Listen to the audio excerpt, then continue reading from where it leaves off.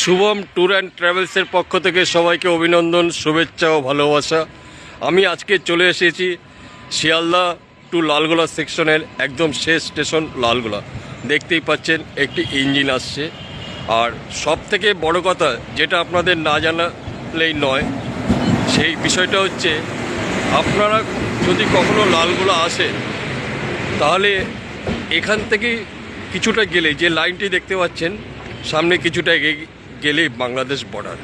তাহলে একদিন আসুন সময় করে লালগোলা এসে ঘুরে যান আর বাংলাদেশ বর্ডার দেখে যান। তাহলে একদিন সময় করে চলে আসুন লালগোলাতে।